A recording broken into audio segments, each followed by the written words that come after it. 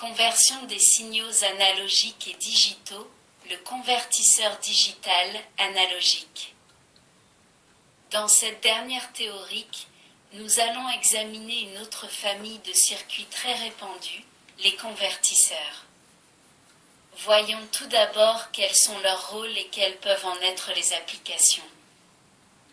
1. Conversion des signaux analogiques et digitaux.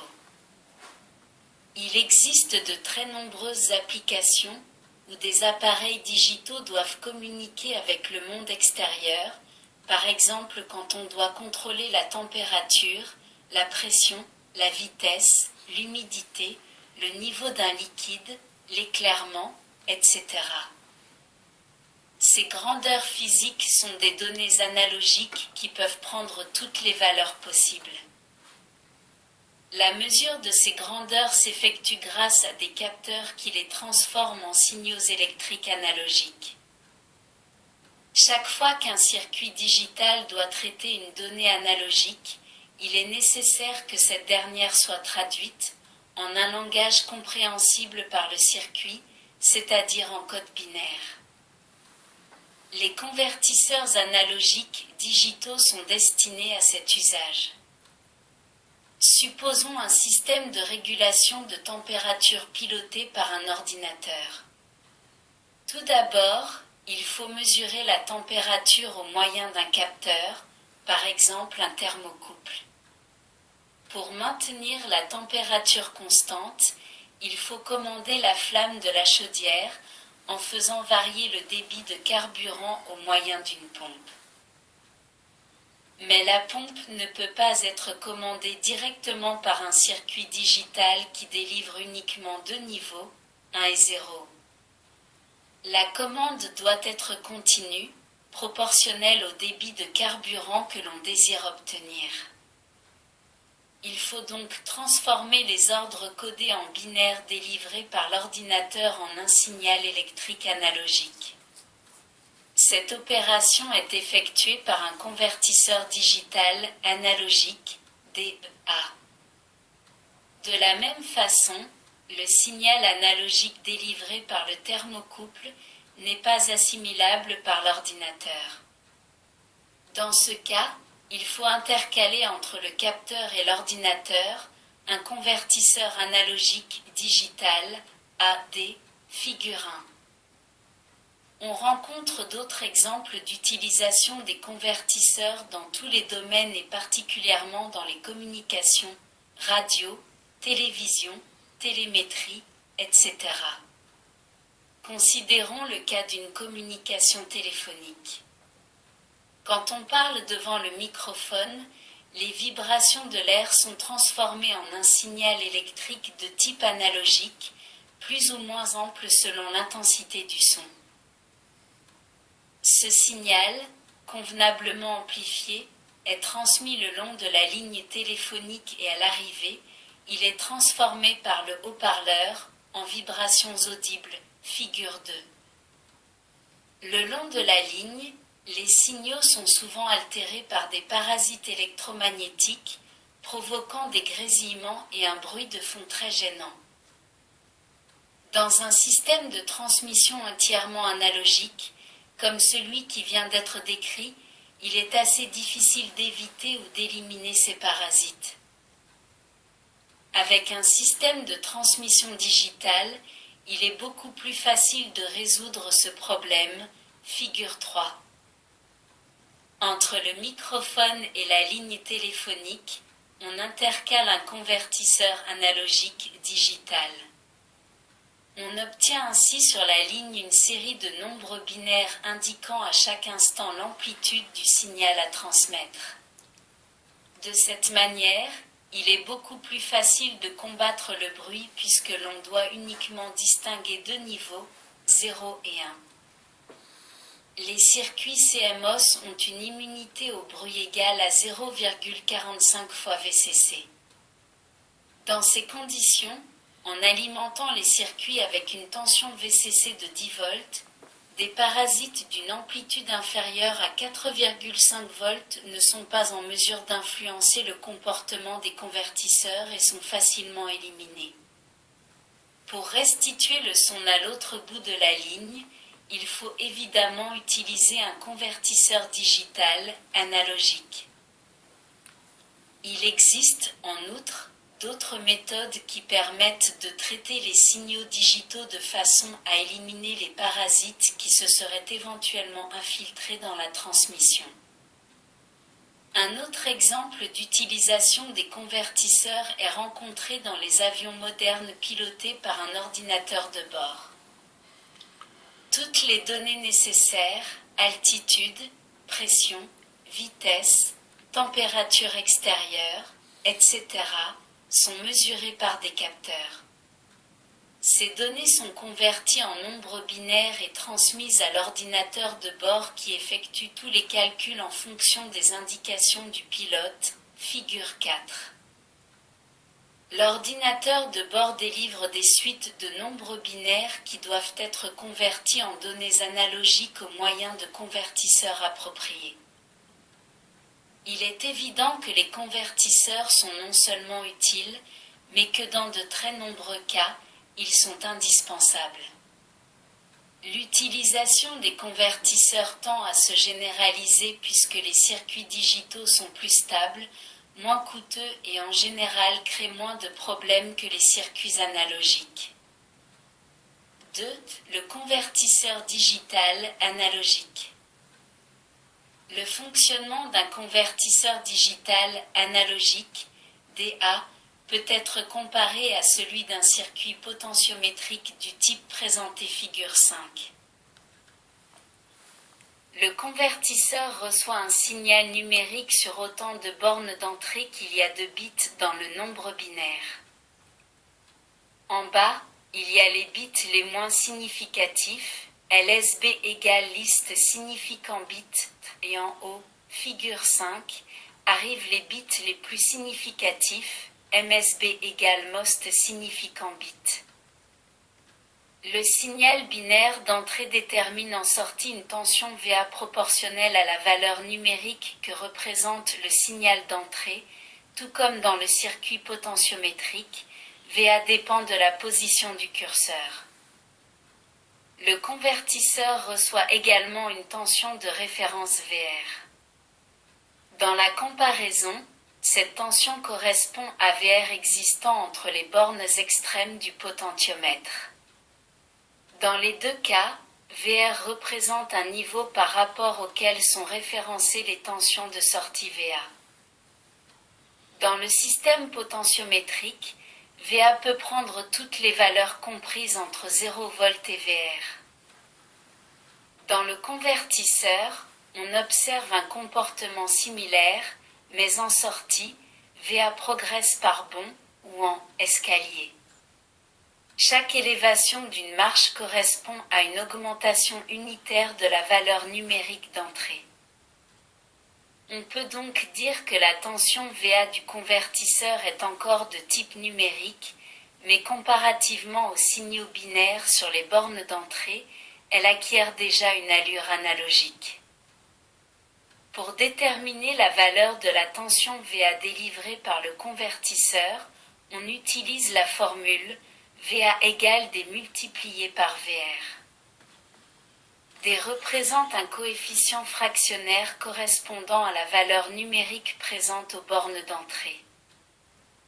Un convertisseur comportant 4 bornes d'entrée peut recevoir 16 combinaisons binaires différentes allant du nombre 0000 au nombre 1111.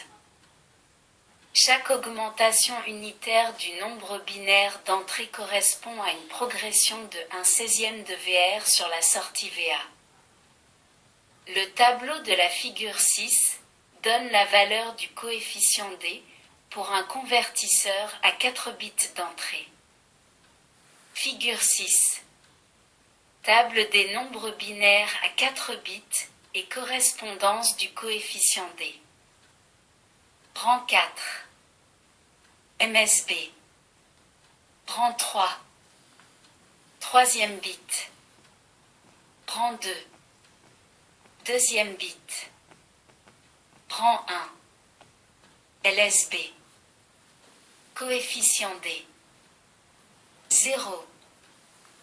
0, 0, 0, 0, 0, 0, 0, 1 16e, 0, 0, 1, 0, 2 barre oblique 16e égale 1 huitième, 0, 0, 1, 1, 3 barre oblique 16e égale 1 huitième plus 1 16e, 0, 1, 0, 0, 4 barre oblique 16e égale 1 quart, 0, 1, 0, 1,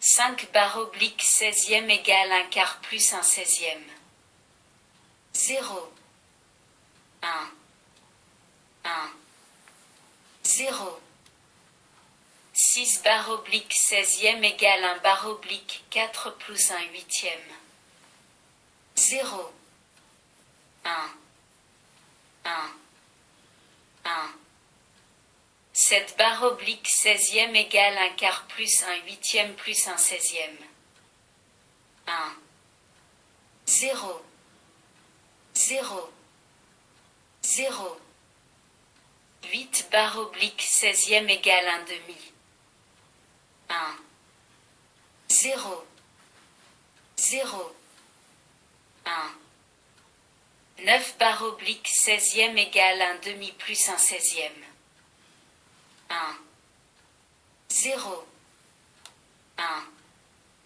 0, 10 barre oblique 16e égale 1 demi plus 1 huitième, 1, 0, 1, 1, 11 barre oblique 16e égale 1 demi plus 1 huitième plus 1 16e, 1, 1, 0, 0, 12 barre oblique 16e égale 1 demi plus 1 quart, 1, 1, 0, 1, 13 barre oblique 16e égale 1 demi plus 1 quart plus 1 16e, 1, 1, 1, 0, 14 barre oblique 16e égale 1 demi plus 1 quart plus 1 huitième, 1, 1, 1, 1, 15 barre oblique 16e égale 1 demi plus 1 quart plus 1 huitième plus 1 16e. Le bit de rang 1, LSB, lorsqu'il prend la valeur 1, détermine une valeur VA égale à 1 16e de VR. Dans les mêmes conditions, bit égale 1, le bit de rang 2 correspond à 1 huitième de VR, le bit de rang 3 à 1 quart de VR et le bit de rang 4, MSB, à 1 demi de VR. Pour trouver la valeur du coefficient D, correspondant à un nombre binaire quelconque, il suffit d'additionner les coefficients affectés aux rangs dans lesquels on trouve la valeur 1. Exemple, 1001 correspond au coefficient D égale 1 demi plus 1 16e égale 9 barre oblique 16e. En pratique, il convient de représenter l'allure de rapport VA divisé VR en fonction du nombre binaire d'entrée. La figure 7 représente la caractéristique de transfert d'un convertisseur à 3 bits d'entrée. Il faut noter que la valeur maximale VR, 8 huitièmes, n'est pas atteinte. La combinaison la plus haute que l'on peut avoir est 111. Le coefficient D que l'on obtient dans ce cas est 1 demi pour le MSB, 1 quart pour le deuxième bit, 1 huitième pour le LSB. La somme des pour la combinaison la plus élevée est en conséquence égale à 1 demi plus 1 quart plus 1 huitième égale 7 huitièmes, valeur au-delà de laquelle on ne peut aller, ou plutôt au-delà de laquelle on peut aller seulement, en ajoutant d'autres bits, donc d'autres niveaux d'entrée. Par exemple, avec 4 bits, on obtient 16 niveaux de 0000 à 1111, comme nous l'avons vu précédemment, chaque niveau ou marche est distant du précédent de 1/16 de VR. La figure 8 donne la caractéristique de transfert pour un convertisseur DA à 4 entrées. De cette façon, on réussit à atteindre les 15/16 du haut d'échelle. Dans les cas de ce genre, on dit habituellement que l'on a augmenté la résolution nominale du circuit. La résolution nominale est l'amplitude des marches et coïncide avec le poids du bit le moins significatif, LSB, 1/16 dans le cas d'une entrée à 4 bits. Note, il ne faut pas confondre la résolution avec la précision du convertisseur qui sera examinée un peu plus loin. 2.1. Convertisseur digital analogique à pont diviseur de tension. La figure 9 montre le principe d'un convertisseur digital analogique à pont diviseur de tension. L'entrée numérique est constituée par un nombre d'interrupteurs égal au nombre de combinaisons possibles avec 3 bits, moins 1, c'est-à-dire 2 puissance 3 moins 1 égale 8 moins 1 égale 7. On suppose que, dans ce circuit, on ne peut fermer qu'un seul interrupteur à la fois.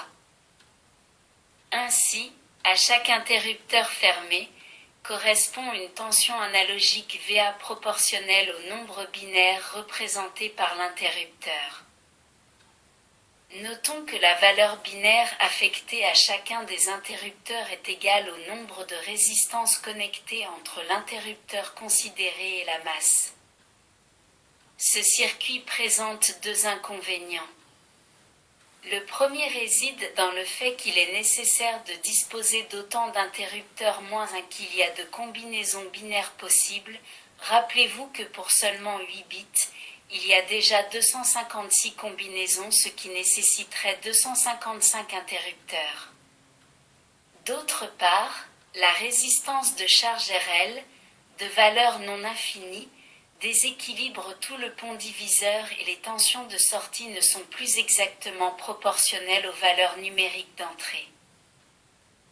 Pour ces raisons, on se sert en pratique d'un circuit plus complexe utilisant un amplificateur opérationnel. Ouvrons une parenthèse pour donner quelques précisions essentielles sur ce type de circuit.